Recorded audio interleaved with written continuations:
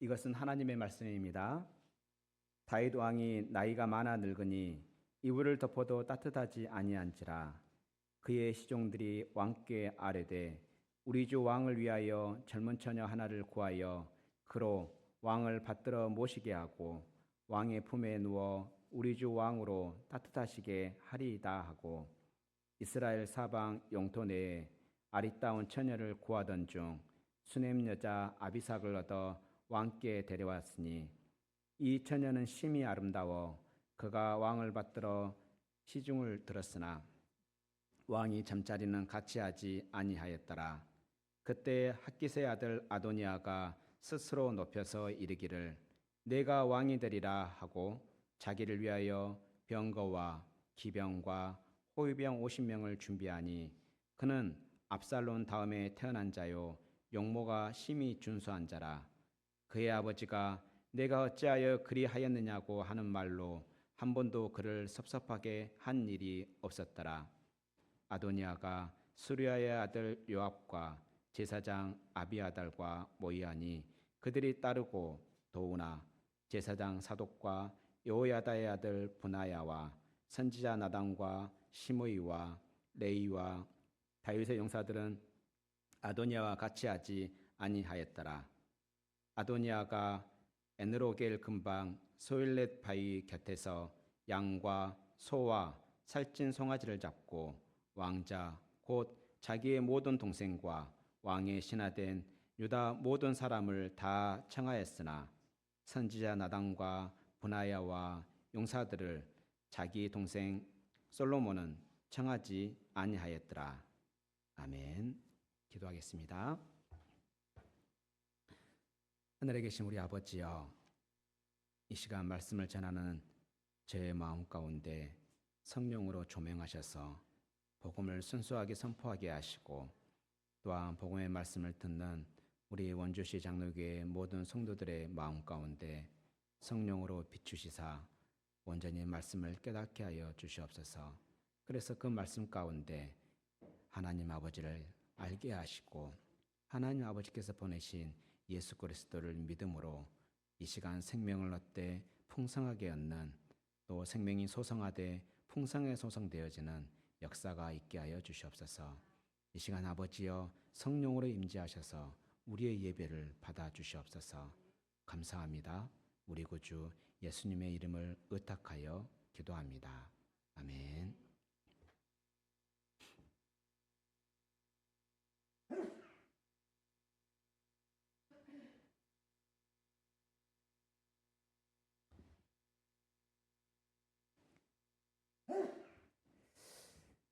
네. 오늘날 좀 세상을 보면 되게 평화가 많이 없습니다. 실제로 보통 평화의 반대말은 보통 전쟁이라 하잖아요.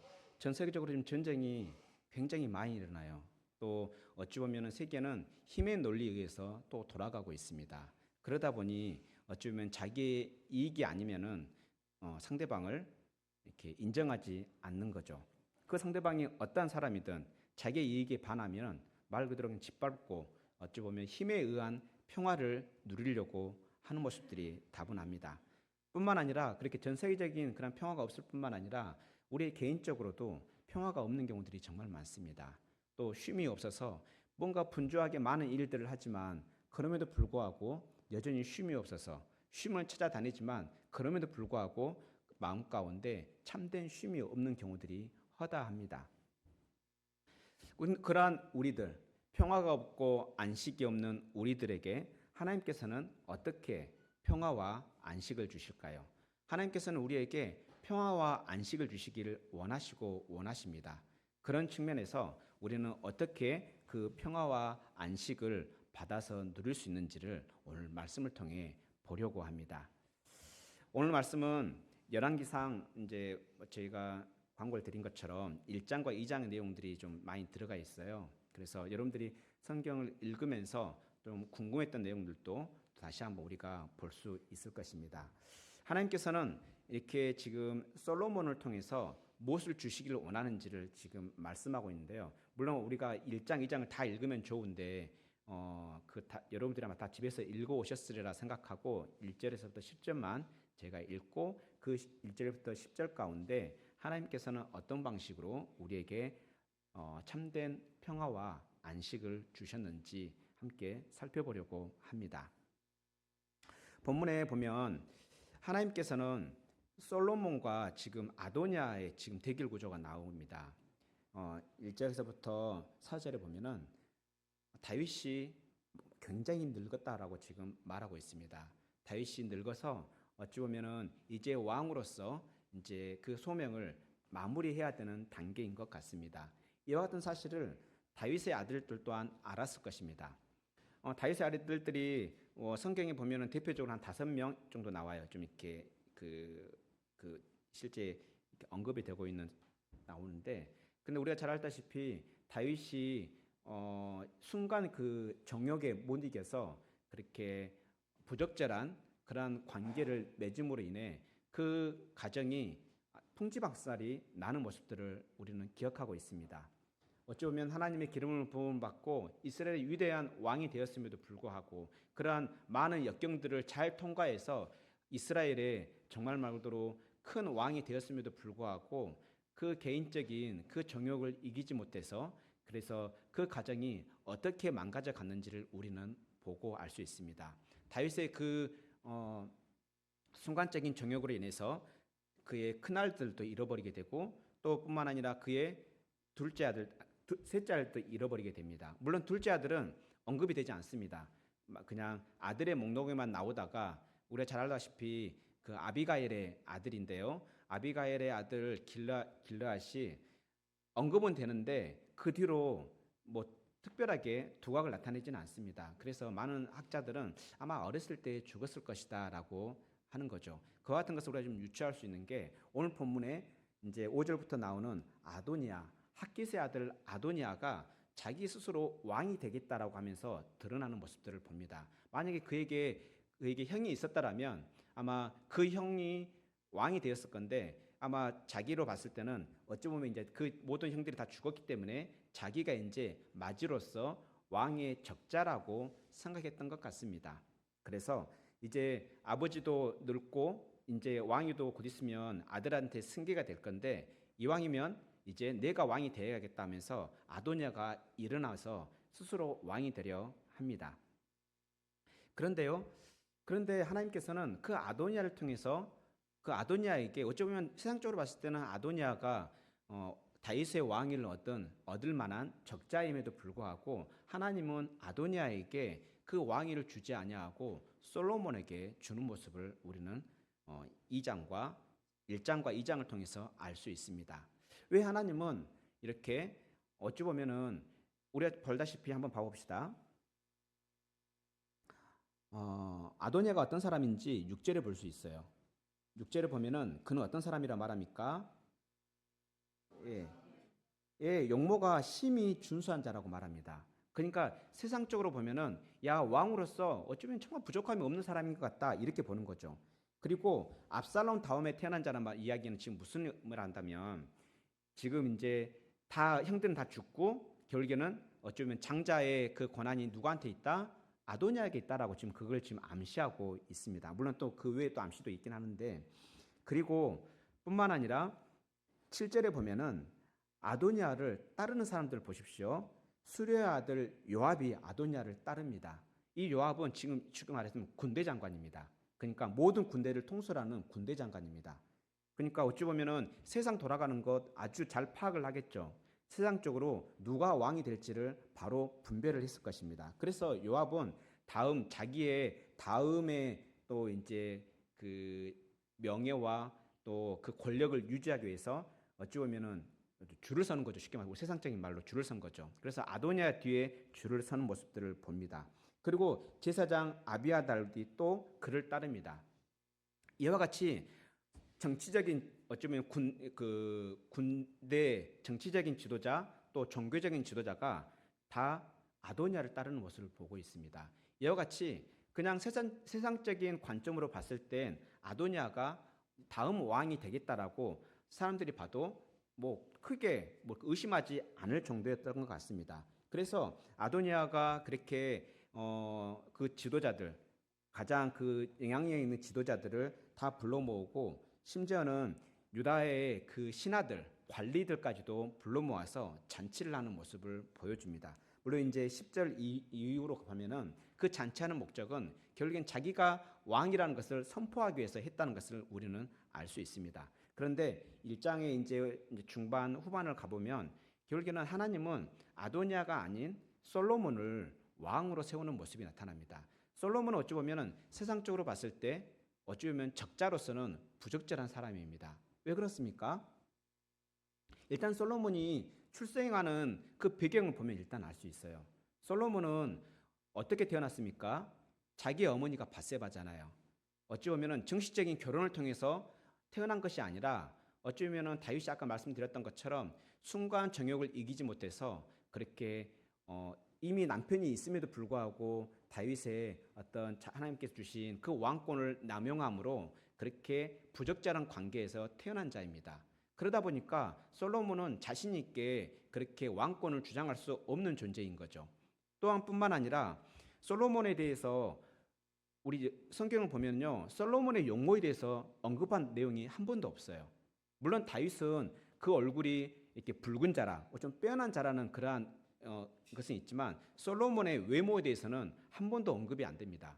그런 측면에서 세상적으로 봤을 때 솔로몬은 그렇게 이렇게 뭔가 주목을 받을 만한 그러한 외모를 가지고 있었던 것은 아닌 것 같습니다. 이와 같이 솔로몬은 어찌 보면 왕의 다음 후계자로서 그렇게 적자로서 어떤 자기의 왕권을 주장하기에는 뭔가 부적절한 사람인 거죠. 또한 주변에서도 그를 인정하지 않았을 것입니다. 그럼에도 불구하고 하나님께서 솔로몬을 그렇게 왕으로 세우시는, 다시 말하면 이제 그 왕의 후계자, 그러니까 왕의 상속자로 세우신 그 이유를 우리가 좀 알아야 할 것입니다. 먼저 우리가 사무엘상 7장 12절에 보면은 하나님은 다윗의 그 후손을 통해서 하나님께서 다윗을 통한 하나님 나라를 어떻게 하겠다라고 말씀하고 있는데요. 우리 한번 사무엘하 7장 12절을 한번 같이 읽도록 하겠습니다. 시작. 내 수완이 차서 내 조상들과 함께 놀 때 내가 내 몸에서 날 내 씨를 내 뒤에 세워 그의 나라를 견고하게 하리라. 아멘. 하나님은 다윗에게 언약을 합니다. 어떤 언약을 합니까? 바로 다윗의 뒤를 이을 다윗의 씨를 통해서 그 나라, 다윗의 그 나라, 하나님의 나라로 상징되는 이스라엘 그 나라를 어떻게 하신다라고 말합니까? 견고하게 하신다라고 말씀하고 있습니다. 그러면 지금 다윗의 뒤를 이어 날 그 씨는 구체적으로 누구일까요? 사무엘하에서는 그게 누구인지는 정확히 나타나지는 않습니다. 하지만 역대상 22장을 보면 그가 누구인지 명확하게 나오는데요. 역대상 22장 9절을 같이 한번 읽겠습니다. 시작. 보라, 한 아들이 내게서 나리니 그는 온순한 사람이라. 내가 그를 주변 모든 대적에게서 평온을 얻게 하리라. 그의 이름을 솔로몬이라 하라. 이는 내가 그의 생전에 평안과 안일함을 이스라엘에게 줄 것임이니라. 아멘. 바로 다윗의 뒤를 이을 그 씨는 바로 솔로몬이라고 말하고 있습니다. 그러니까 그 태어날 아이의 이름은 솔로몬이 될 것이고 그 솔로몬이 다윗의 뒤를 이을 자가 될 것이라 말씀하고 있습니다. 여기서 지금 온순한 사람이라고 번역된 이 단어는요, 히브리어 원어를 보면은 안식의 사람이라는 뜻입니다. 안식의 사람. 그러니까 솔로몬은 안식의 사람이 될 것이라 말하고 있고 그 안식의 사람을 통해서 주변의 모든 대적으로부터 뭘 주겠다 말합니까? 평온을 얻게 하겠다. 이 평온을 얻게 하겠다도 히브리어 원어를 보면 안식하게 하겠다 이 뜻입니다. 쉽게 말해서 쉬게 하겠다는 말인 거죠.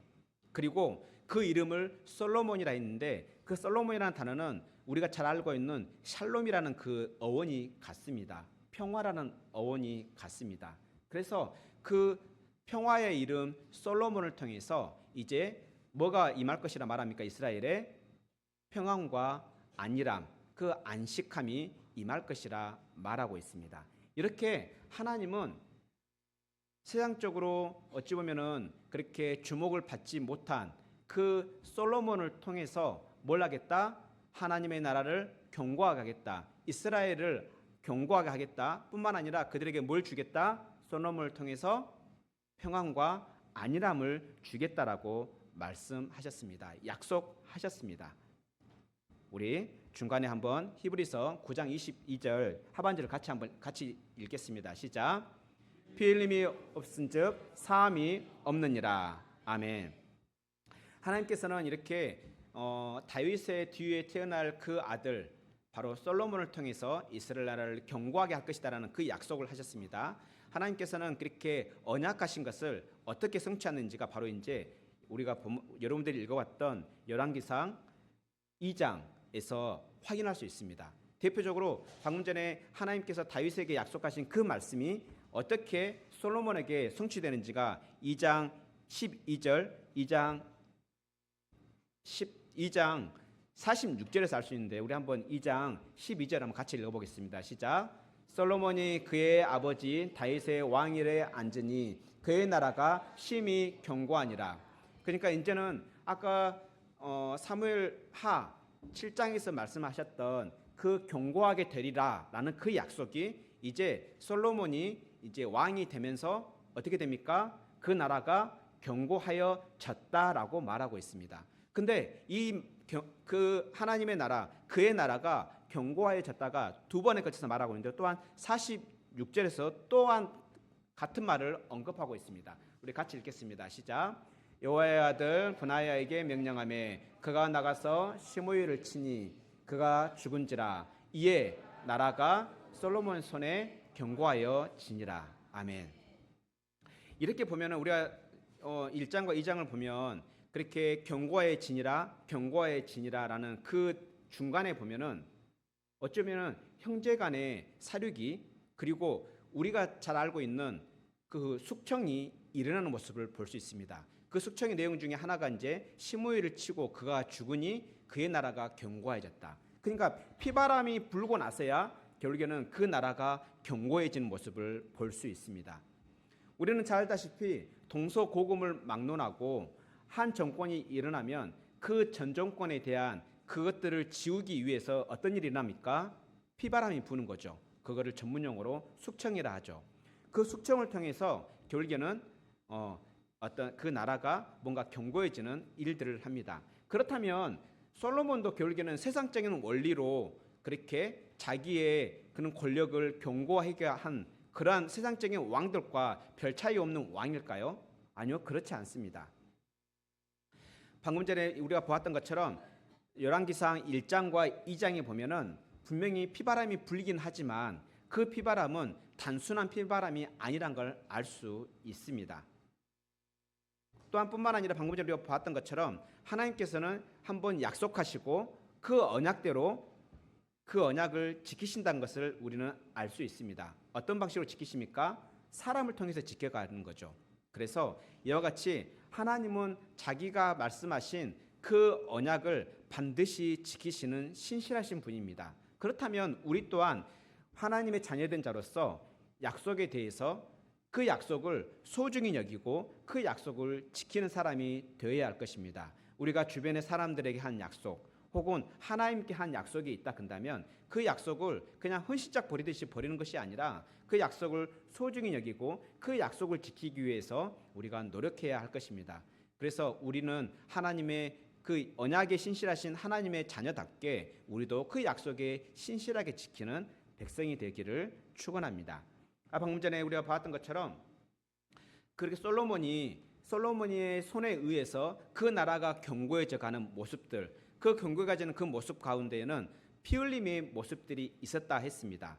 그렇다면 왜 그 피 흘림의 그 심판이 있은 후에 평화가 오는 걸까요? 피 흘림이 없이 평화가 올 수는 없을까요? 하나님께서는 그러면 그 피 흘림의 심판, 어찌 보면 심판인 거잖아요. 하나님께서는 그러면 과연 무엇을 심판하신 걸까요? 오늘 본문에 보면은 1장과 2장을 보면 어떤 영적인 세력에 대한 언급은 전혀 없습니다. 단지 그냥 아도니아가 그렇게 반역을 일으켰고 또한 아도니아뿐만 아니라 하나님의 나라, 하나님께서 기름 부어 세웠던 다윗을 대적했던 시므이에 대해서 심판을 하셨고, 또 자기 마음대로 하나님의 명령이 아닌 자기의 권력욕에 눈이 멀었던 그 군대 장관 요압에 대해서 심판을 하셨습니다. 그러면 이렇게 이 그냥 표면적인 것들만 본다 한다면 솔로몬도 그냥 세상적인 왕과 별 차이 없이 어떤 숙청을 통해서 자기의 형을 죽이고, 또 권력을 붙들고 있는 그 관리들을 죽이고, 혹은 그 권력에 위협이 될 만한 그러한 사람들을 죽임으로써 왕자를 유지한 거다라고 우리는 볼 수 있지만, 근데 오늘 본문을 면밀히 보면 결국 그렇지 않다는 것을 알 수 있습니다. 그 본문에, 이 본문을 주변 그 배후에 보면 단순히 사람만의 일이 아니라 그 배후에는 하나님 나라를 이렇게 정복시키려는, 하나님의 그 왕권을 찬탈하려라는 그 세력을 우리는 알 수가 있습니다. 우리 한번 5절을 한번 봐봅시다. 5절에 보면은 아도니아가 뭐라고 말합니까? 스스로 높이기 시작합니다. 스스로 자기를 높이면서 뭐라고 말합니까? 내가 왕이 되리라. 내가 왕이 되리라 말한 이 말이 그냥 단순하게 내가 왕이 되리라 하니까 그냥 적자로서 왕이 되는가, 이게 아니에요. 이 말이 굉장히 지금 강조하고 있어요. 왕이 되어야 할 사람은 바로 나다, 지금 이렇게 말하고 있는 거예요. 왕이 되어야 할 사람은 그 누구도 아닌 바로 나다라고 하면서 스스로를 높이고 자기가 왕이 되어야 한다는 것을 굉장히 강조하고 있는 거죠. 그러면서 어떤 행동을 합니까? 자기를 위해서 병거와 기마병과 호위병 50명을 준비합니다. 우선 많이 본 장면 아닙니까? 누가 이랬습니까? 바로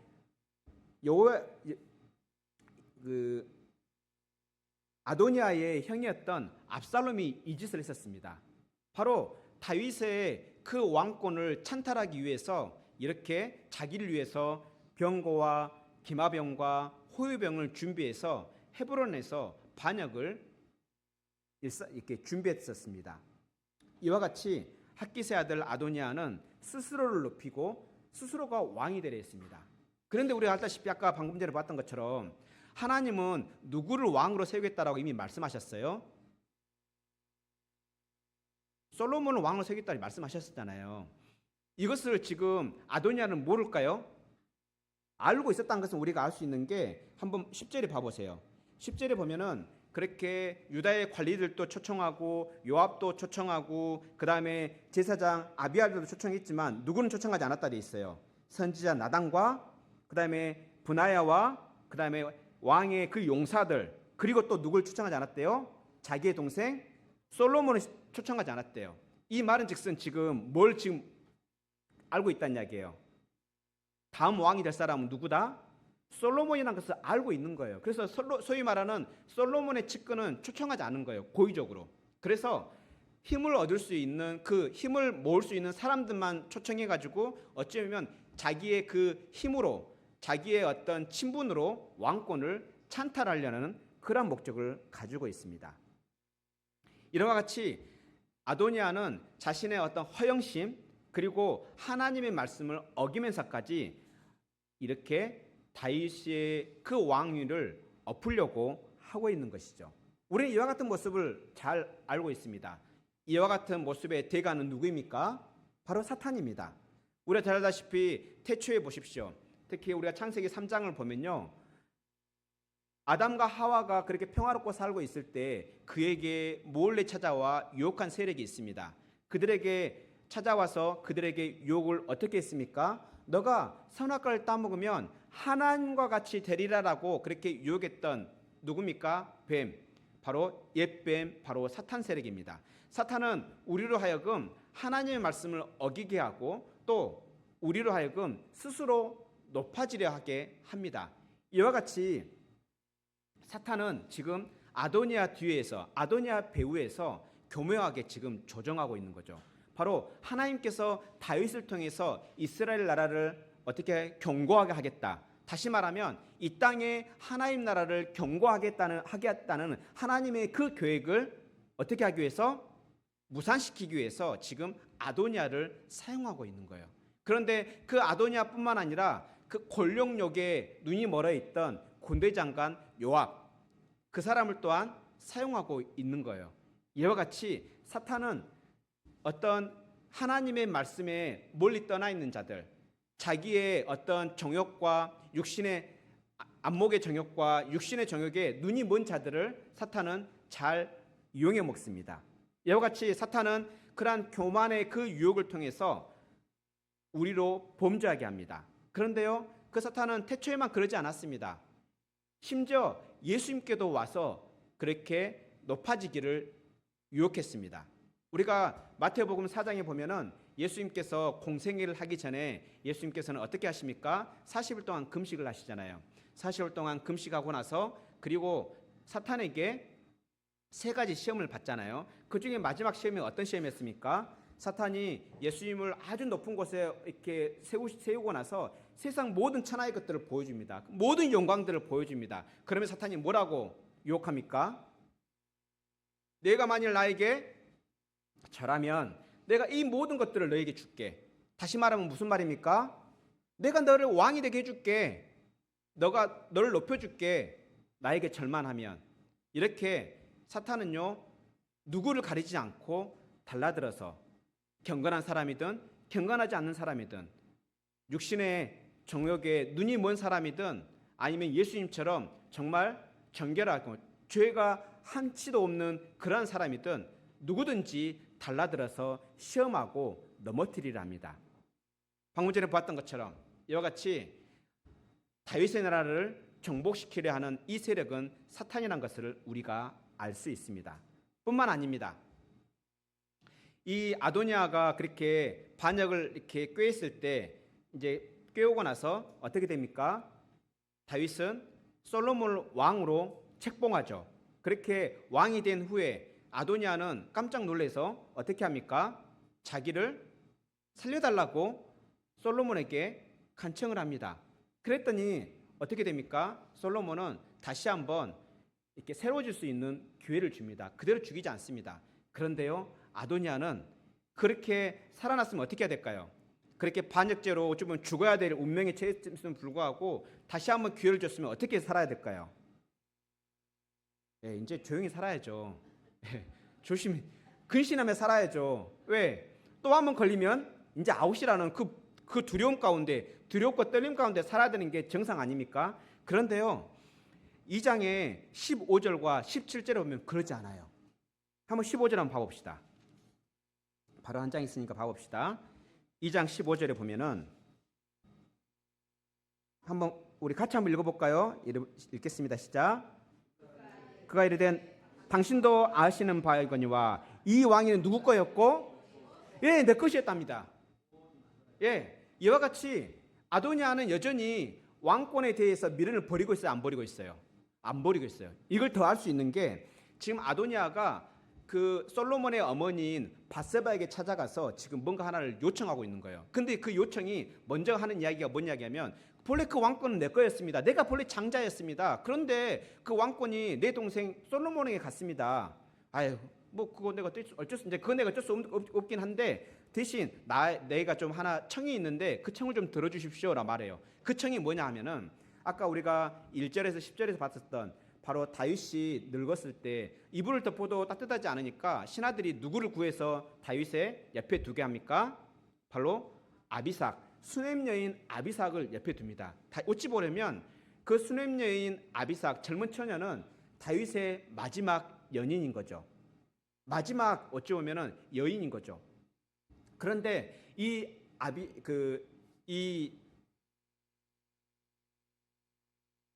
아도니아는 지금 바로 다윗의 마지막 여인이었던 그 아비삭을 구하고 있는 것입니다. 이게 단순히 그냥 어쩜 너무 아름다우니까 그냥 어떤 그 욕정에 이끌려서 얻으려 하는 이 모습이 아닙니다. 이때 당시에 이렇게 아버지의 그 아내를 취하는 것은 어찌 보면은 왕권을 자기가 그 왕권의 적자라는 것을 나타내기 위한 하나의 수단이었습니다. 일단 지금으로서는 뭐 좀 이해가 안 되는 내용이긴 한데 실제로 그랬었어요. 실제로 애굽에서도 그러니까 이집트죠. 애굽의 19조 왕조에 보면은 이렇게 자기가 왕이 됐는데, 아버지의 왕을 됐는데 자기가 정통성이 없는 거예요. 그래서 정통성을 확보하기 위해서 자기의 아버지의 그 아내였던 왕비를 자기의 아내로 맞이합니다. 이래와 같이 지금 아도니아는 세상적인 원리를 가지고 왕이 되려 하는 그 야욕을 여전히 드러내고 있는 거예요. 우리는 이와 같은 모습이 성경에서도 발견할 수 있어요. 압살롬이 그렇게 쿠데타를 일으켰을 때 제일 먼저 한 짓이 무슨 짓이었습니까? 다윗의 첩들을 어떻게 했습니까? 옥상에 올라가서 다 범해버리잖아요. 그래서 다윗의 아내들이 이제 내 아내가 되었다는 것을 만방에 선포하잖아요. 그러니까 압살롬 또한도 세상적인 방법으로 왕이 되려 했던 거예요. 이와 같이 지금 아도니아는 여전히 왕이 되려 하는, 하나님의 그 왕권을 찬탈하려 하는 그 야욕을 버리지 않고 있습니다. 이와 같은 모습은 우리는 또한 누굴 통해서 알 수 있습니까? 사탄 또한 똑같이 이렇게 행동하잖아요. 우리가 잘 알다시피 사탄은 어떤 자입니까? 이미 예수님의 십자가 아래에서 완전히 패한 자입니다. 그럼에도 불구하고 그는 이미 패했다는 것을 인정하지 않고 여전히 어떻게 합니까? 하나님의 백성들을 괴롭히고 또 그들이 하나님께 주신 그 평화와 안식을 누리지 못하게 합니다. 심지어는 이 땅 가운데 이미 임한 하나님의 나라가 견고하지 못하도록 계속해서 부지런히 주야로 이렇게 계략을 쓰고 있습니다. 모략을 펼치고 있습니다. 그래서 솔로몬이 결국에는 그렇게 피 흘림을 통해서 그렇게 나라가 견고해지고 또 이스라엘 가운데 평화와 안식이 임할 수 있었던 것은 결국에는 그 배후에서 그 하나님의 나라를 그렇게 정복하려 하는 그 사탄 세력을 심판했다는 것을 우리는 이해할 수 있습니다. 단순히 그냥 자기의 형을 그렇게 숙청하고 또 권력자들을 숙청한 그 내용이 아니라는 거예요. 그래서 우리는 이와 같은 모습을 우리는 다시 한번 히브리서 9장 22절을 한번 보도록 할 것인데요. 9장 22절을 같이 한번 읽겠습니다. 시작. 율법을 따라 거의 모든 물건이 피로써 정결하게 되나니 피 흘림이 없은즉 사함이 없느니라. 아멘. 그래서 피 흘림이 없으면 뭐가 없다? 죄 사함이 없다는 거예요. 죄 사함이 없으면 우리는 평화를 누릴 수 없습니다. 또한 우리는 안식을 누릴 수가 없습니다. 그래서 피 흘림을 통해서 우리는 죄 사함을 얻고 죄 사함을 얻을 때에야 비로소 우리는 뭘 얻을 수 있다? 평화와 안식을 얻을 수가 있습니다. 이와 같이 우리는 그러면 어떠한 피 흘림을 통해서 이렇게 평화와 안식을 누릴 수 있습니까? 바로 예수 그리스도입니다. 우리는 그와 같은 사실을 골로새서 2장 15절에서 알 수 있는데요. 골로새 2장 15절을 같이 한번 읽겠습니다. 시작. 통치자들과 권세들을 무력화하여 드러내어 구형거리로 삼으시고 십자가로 그들을 이기셨느니라. 아멘. 바로 우리 예수님께서 통치자들과 권세들, 다시 말하면 그 어둠의 권세자들, 사탄과 마귀를 어떻게 하셨다고요? 무력화했대요. 뭘로요? 십자가로. 그래서 그들이 이제 그들을 어떻게 합니까? 구경거리가 되게 했어요. 어떤 구경거리입니까? 바로 이 통치자들과 권세들은 십자가에 패한 패장병들이다. 이미 이들은 이미 무장 해제된 상태다라는 것을 보여준 거예요. 그들이 무기 삼았던 그 모든 것들은 이제 무효가 됐다라는 것을 그렇게 드러내고 모든 사람들로 어떻게 구경거리가 되게 했다는 거예요. 그리고 우리 예수님께서는 바로 십자가로 그들을 이기셨다라고 말합니다. 근데 우리 십자가는 잘 알고 있습니다. 십자가는 어떠한 사건입니까? 나무에서 피를 흘린 사건입니다. 바로 나무에서 피를 흘린 것은요, 그냥 우연히 일어난 것이 아닙니다. 이미 하나님께서 말씀하신 대로 일어난 것입니다. 하나님께서 언약하신 대로 우리 예수님은 피 흘림을 통해서 우리에게 평화와 안식을 주셨습니다. 우리는 그와 같은 사실을 히브리서 2장 14절과 15절에서 알 수 있는데 우리 한번 같이 읽겠습니다. 시작. 자녀들은 혈과 육에 속하였음에 그도 또한 같은 모양으로 혈과 육을 함께 지니심은 죽음을 통하여 죽음의 세력 잡은 자 곧 마귀를 멸하시며 또 죽기를 무서워함으로 한 평생 매여 종노릇하는 모든 자들을 놓아주려 하심이니. 아멘. 우리 예수님께서는 혈과 육을 가진 우리를 이렇게 해방하기 위해서 어떻게 하셨다는 말합니까? 뭘 통해서 우리를 이렇게 해방하셨단 말합니까? 죽음을 통해서. 그러니까 결국에는 우리에게 있어서 가장 큰 적은 무엇일까요? 사탄이고 죽음 아닙니까? 그 죽음은 어떤 방법을 해결할 수 있습니까? 죽음은 죽음을 통해서 해결할 수가 있는 것입니다. 그 죽음은 실제로 어떤 사람이든 죽음을 두려워하지 않는 사람은 없습니다. 맞지요? 그래서 사탄은요, 그 죽음을 무기 삼아서 우리를 협박하고 회유하고 우리를 넘어뜨립니다. 예. 그래서 실제로 우리는 죽음을 두려워하기 때문에 일평생 어떻게 합니까? 죽음을 두려워하며 삽니다. 그래서 그 죽음을 두려워해서 그 죽음으로 협박하는 그 사탄이 두려워서 사탄의 종노릇하며 살았습니다. 그러한 우리들에게 평화와 안식을 주기 위해서 예수님, 하나님이신 예수님은 우리의 인간의 몸을 입고 이 땅에 오셔서 우리를 위해서 십자가에서 피를 흘리심으로 우리에게 평화와 안식을 주셨습니다.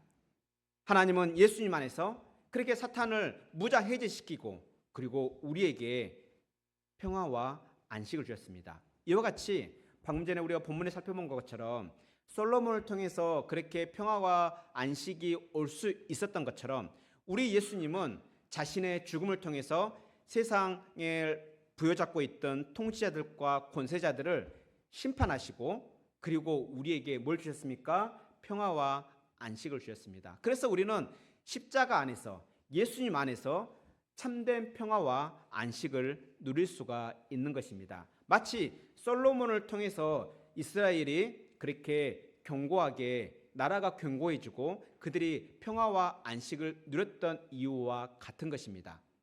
실제로 솔로몬이 왕이 되고 나서요, 실제로 그 나라가 어떠한 평화를 누렸는지 마치 하나님 나라가 이 땅에 임한 것처럼, 아니 천국이 마치 천국의 삶을 산 것처럼 성경은 지금 이렇게 묘사하고 있는데요. 그 모습을 우리가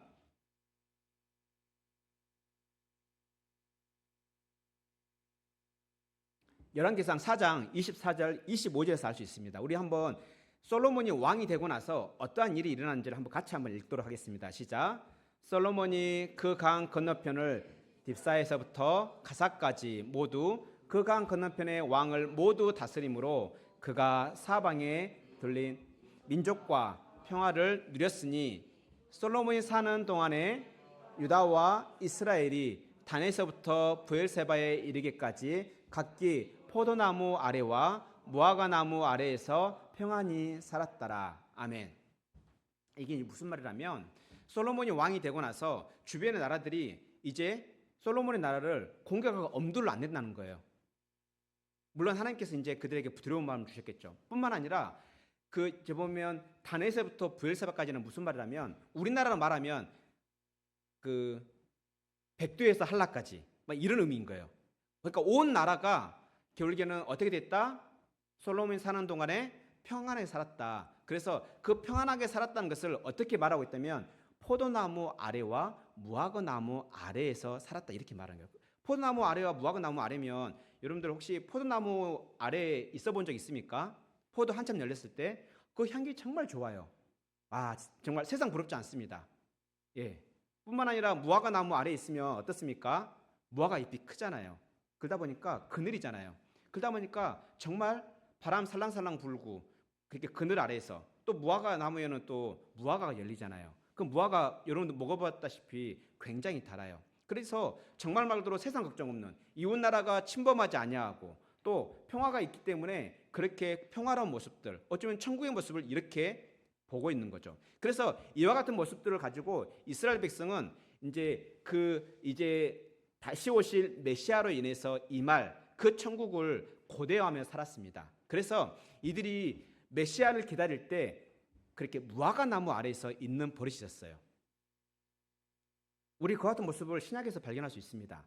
예수님께서 제자들을 부르실 때 혹시 나다나엘 기억하십니까? 나다나엘이 예수님의 부름을 받기 전에 어디 있었다는 걸 혹시 기억나세요? 무화과 나무에 있었던 거죠. 무화과 나무에 있었던 것은 결국에는 그 나다나엘을 누구를 기다리고 있다는 얘기인 거예요? 메시아를 기다리고 있는 거예요. 그래서 진정한 솔로몬, 진정한 다윗이 이 땅에 와서 그 이스라엘 나라에 평안을 주시고 그 이스라엘 나라에 안식을 주실 그 메시아를 기다리는 그 나다나엘의 모습을 우리는 이 구절을 통해서 알 수 있는 거죠. 이와 같이 하나님은 피 흘림을 통해서 우리에게 평화와 안식을 주셨습니다. 그렇다면 우리는 그 피 흘림을 믿음으로 우리는 평화와 안식을 누릴 수 있다는 것을 알 수가 있습니다. 우리가 예수님 안에서 평화를 누린다 할지라도 사탄과 마귀는 계속해서 우리가 누리는 그 평화를 시기하고 질투합니다. 그래서 누리지 못하도록 계속해서 우리의 마음의 여유를 빼앗아가고 또한 서로의 평화를 빼앗아갑니다. 그럴 때 우리는 어떻게 해야 할까요? 어떻게 우리에게 하나님께서 피 흘림을 통해서 우리에게 주신 평화와 안식을 누릴 수 있을까요? 우리는 그 누릴 수 있는 방법을 하나님께서 야고보서 4장 17절에 말씀하고 있는데요. 우리 야고보서 4장 17절을 같이 한번 4장 7절을 같이 읽도록 하겠습니다. 시작. 그런즉 너희는 하나님께 복종할지어다. 마귀를 대적하라. 그리하면 너희를 피하리라. 아멘. 우리가 하나님께서 예수님의 피 흘림을 통해서 주신 그 평화와 안식을 누리려면 먼저 뭐 해야 된다고요? 하나님께 복종해야 합니다. 왜냐하면 우리가 누리는 그 평화와 안식은 누구에게로부터 오기 때문입니까? 바로 하나님께로부터 오기 때문입니다. 그래서 우리가 하나님의 말씀을 순종해서 그렇게 살아갈 때 진정으로 하늘로부터 임하는 평화와 안식을 누릴 수가 있습니다. 뿐만 아니라 우리가 누리는 그 평화와 안식을 빼앗으려 하는 그 세력, 마귀에게는 어떻게 해라고 말합니까? 대적하라. 그러면 어떻게 한다 말합니까? 그들이 너희를 피할 것이다.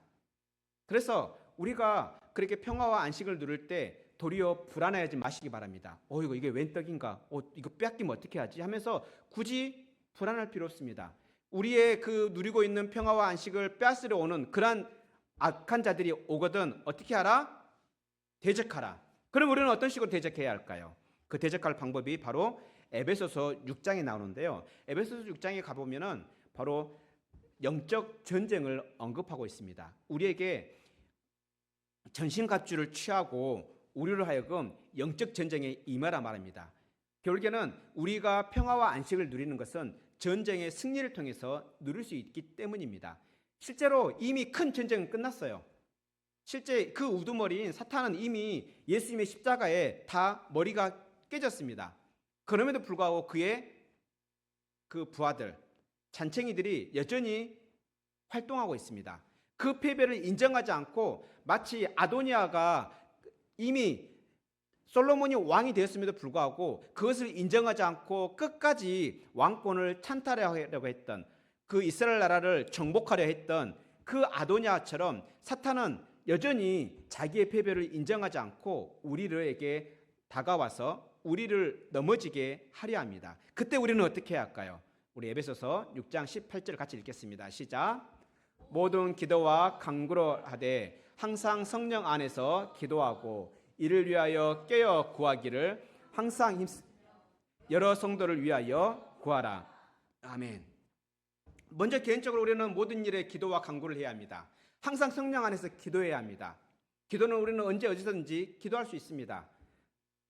우리가 있는 어느 곳에서든 내가 잘 때든 또한 깨어 있을 때든 언제든지 구할 수 있습니다. 그런데 나만 잘 되면 되는 게 아닙니다. 맞죠? 나만 잘 된다 해서 우리가 평화를 누릴 수 있는 게 아닙니다. 나뿐만 아니라 내 주변의 사람도 잘 돼야 합니다. 그래서 우리는 여러 성도들을 위해서도 구해야 하는 것입니다. 나만 잘 되면 우리가 평화를 누릴 수 있는 게 아니라 내 주변의 형제들, 내 주변의 자매들 또한 그렇게 평화를 누릴 때 우리는 참된 평화를 누릴 수 있고 참된 쉼을 누릴 수가 있는 것입니다. 그래서 우리가 어떻게 합니까? 우리의 그 평화와 안식을 그렇게 무너뜨리려고 우리에게 접근하는 그 어두운 세력들에 향해서는 대적해야 합니다. 어떤 식으로요? 기도함으로 대적해야 합니다. 그러면 그들은 우리를 피할 것입니다. 그들이 우리를 무서워서 피하는 것이 아니라 우리와 함께 하시는 성령님의 그 권능 때문에 그들은 피할 것입니다. 그리고 우리가 함께 기도하는 성도들이 함께 잘됨으로 인해서 우리는 그리스도 안에서 참된 평화와 참된 쉼을 누리게 될 것입니다. 그렇다면 우리 모두 사탄을 대적하며 나아갑시다. 늘 깨어 기도하며 나아갑시다. 내 기도뿐만 아니라 내 주변의 형제와 자매를 위해서 기도하며 나아갑시다. 또한 뿐만 아니라 사탄은 어떤 방식으로 우리를 오늘 본문을 보면 어떤 방식으로 넘어뜨리려 합니까? 자기 스스로를 높이게 함으로 넘어뜨리려 합니다. 성경은 자기 스스로를 높이는 것을 뭐라고 말하고 있습니까? 두 글자로 교만이라 말하죠. 그래서 우리는 교만한 자리에 서지 않으려고 노력해야 합니다. 그래서 야고보서에 보면은 4장 10절 보면 이렇게 우리에게 권면하고 있습니다. 우리 같이 한번 읽겠습니다. 시작. 주 앞에서 낮추라. 그리하면 주께서 너희를 높이시리라. 아멘. 그래서 우리는 주 앞에서 항상 겸손한 모습을 유지해야 합니다. 그리하면은 우리가 겸손한 모습, 낮은 모습으로 있을 때 계속해서 그렇게 모습으로 놔두는 것이 아니라 때가 되면 우리 하나님께서는 우리를 어떻게 해주신다? 높여주신다는 것입니다. 그래서 우리는 늘 하나님 앞에서 낮은 모습을 취하기 바랍니다. 섬기는 자로 취하기 바랍니다. 그럴 때 하나님께서는 때가 되면 여러분을 어떻게 해주신다? 높여주십니다. 그 단적인 예로 우리는 누구를 통해서 알 수 있습니까? 우리 예수님을 통해서 알 수 있습니다. 하나님이신 예수님은 자기 백성을 구원하기 위해서 자기 백성을 섬기는 자로 이 땅에 오셨습니다. 낮고 낮은 자리로 오셨습니다. 얼마만큼까지 낮아졌습니까? 십자가에 죽으시기까지 낮아지셨습니다. 그렇게 십자가에 죽으시기까지 낮아지시고 복종하신 그 예수님을 우리 하나님은 세상 그 어떤 이름보다 존귀한 이름, 그 이름을 주시고 세상 모든 것들이 예수 그리스도의 이름 앞에 무릎 꿇게 하셨습니다. 복종하게 하셨습니다. 이와 같이 우리도 예수님을 닮아 우리 자신을 낮추면 우리 하나님은 예수님을 그렇게 모든 이름에 뛰어나게 높여주신 것처럼 우리도 높여주실 것입니다. 그래서 낮은 자리로 가는 것 부끄러워하지 마시기 바랍니다. 겸손해지는 것 두려워하지 마시기 바랍니다. 물론 우리가 겸손해지고 낮은 자리로 가면 세상 사람들 우리를 까볼 수도 있습니다. 세상 사람들 우리를 무시할 수도 있습니다. 그럼에도 불구하고 그 겸손한 자리에 있으시기 바랍니다. 그러면 때가 되면 우리를 높여주신답니다. 우리 스스로 높아지려면 아도니아처럼 저 바닥에 처박힐 수 있지만 하나님의 약속을 믿고 기다리는 자는 하나님께서 때가 되면 높여주십니다. 어찌 보면 보잘것없었던 그 솔로몬을 왕으로 높여주신 것처럼 가장 막내였던 다윗을 이스라엘의 가장 위대한 왕으로 높여주신 것처럼 우리 또 겸손한 자리에서 섬김의 자리에 있을 때 하나님 우리를 그렇게 높여주실 것입니다. 말씀을 맺으려 합니다. 하나님은 언약에 신실하신 분입니다. 하나님은 약속하신 대로 우리 하나님의 백성들에게 평화와 안식을 주십니다. 그런데 그 평화와 안식은요 그냥 주시지 않았습니다. 자기 아들의 피 흘림을 통해서 우리에게 평화와 안식을 주셨습니다. 그렇다면 우리는 하나님의 아들이신 예수 그리스도의 그 십자가를 믿음으로 우리는 진정한 평화와 안식을 누릴 수 있습니다. 그리고 우리가 누리는 그 평화와 안식을 누가 시기한다고요? 사탄은 시기합니다. 그래서 그 사탄이 시기하여 우리 마음속에 임한 그 평화와 안식을 무너뜨리려고 올 때마다 우리는 기도함으로 그들을 대적하기 바랍니다. 그리고 또한 우리 스스로도 그 평화와 안식을 무너지는 자리, 교만한 자리, 높아지는 자리에 있지 마시기 바랍니다. 그 자리는 결코 하나님이 주신 자리가 아닙니다. 하나님이 높여주시는 그 자리는 하나님이 주신 자리겠지만 우리가 스스로 높아지려는 그 자리는 멸망의 자리입니다.